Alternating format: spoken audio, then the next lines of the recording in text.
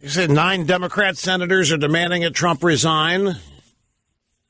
Bob Casey, Pennsylvania, the latest to join the fray. It's clear now what the Democrat strategy with Trump is going to be. It's just a continuation of illegitimate, unjust, has no business being there, cheater, liar, all that sort of stuff, womanizer. And I'm interested to see how this goes over with these senators' constituents. I wonder how many of these people that vote Democrat out there. Like I've got a story. The reason I'm asking this is that the story in the stack from a guy, a Democrat, lifelong is fed up with his party because they have abandoned. Here it is. It's a guy named Eric Reimer. Now it's published at Fox News. Democrats are losing support from many, including me, as they move further left. And this guy claims to be flabbergasted over the fact that Democrats have stopped having any interest in helping people and that their only focus is getting rid of Donald Trump. I'll have the details as the program unfolds. Daily Caller has a story today. Democrats mobilized against Rod Rosenstein as Inspector General investigation zeroes in on the FBI. We told you about this yesterday. I raised a very important question and answered it for you.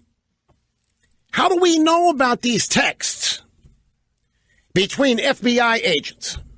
We've got the text between Strzok and his mistress, Lisa Page. There are 10,000 of them. And when they started leaking, a lot of people say, who's doing this? How do we know? Does the FBI actually ride herd on everybody? Is there somebody in there that's reading every text message and every communication? Well, we came to find out that there is a massive Inspector General report of the FBI and the DOJ taking place, and it's been going on for many, many months. And then we came to learn Devin Nunes, who runs a House Intelligence Committee, has been demanding some information from this investigation because members of the FBI are stonewalling. They're refusing to come up and answer questions. So after these various agents and other actors are refusing to show up at congressional hearings, the leaks started. So the Inspector General office is deciding to leak. This is kind of unheard of. I mean, leaking is not unheard of, but for inspectors general. Now, theoretically, they are independent. They're there to inspect and examine. Every cabinet level department has one. Inspector General, he has an office, has a bunch of people, and their purpose is to keep the agencies clean and to ferret out corruption, wrongdoing, or whatever within the agency. And they're constantly working, and sometimes they're given specific charges. Well, this IG is looking into what the hell's been going on at the FBI in regards to the Strzok relationship with the babe, and then the relationship the FBI has to Fusion GPS and the Trump dossier and all that. And now these texts between Strzok and Lisa Page are leaking, and it appears they're coming from the Inspector General office. Now, people are surmising that if the IG is leaking this stuff now, what he's got left must be bombshell. There's a theory that these leaks are happening to prepare us, the American people, for a bombshell report, so that when it comes, we're sort of conditioned for it and not hit over the head with it. And this is why Democrats are attacking Rod Rosenstein's credibility. They should be in love with this guy. This is the guy who appointed Mueller. This is the guy that testified before a committee this week and said Mueller's doing great. There's no reason to fire the guy. He's doing absolutely wonderfully. But the Democrats are fit to be tied over Rosenstein. Rosenstein bowed to the pressure they brought to name a special counsel, which Comey engineered, by the way.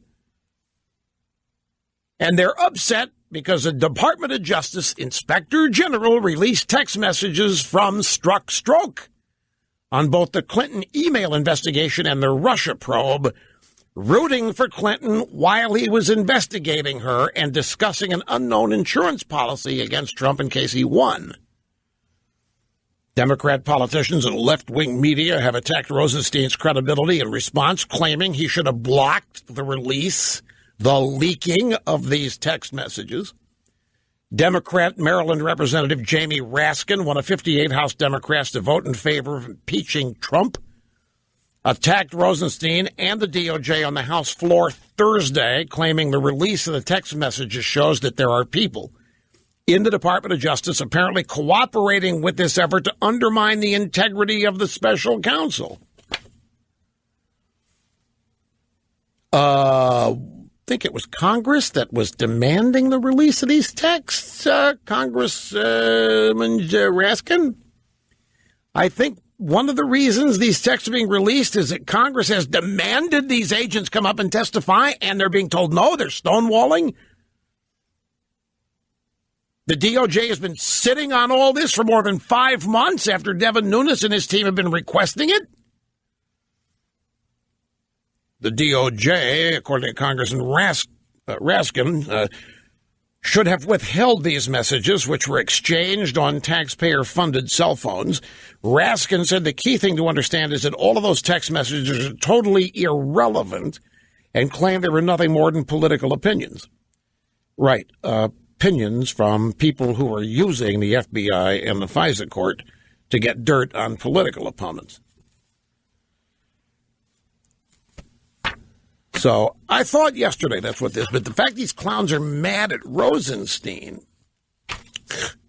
you got to love that. They should be in love with Rosenstein.